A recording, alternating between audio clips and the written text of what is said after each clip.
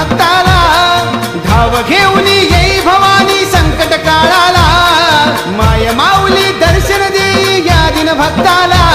आई छाया धरी अग शिरावरी दयाळू कृपाळू भारी, आई छाया धरी अग शिरावरी दयाळू कृपाळू भारी.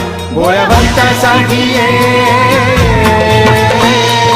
गोंधळ मांडला ग आई, गोंधळाला ये गोंधळ मांडला ग आई.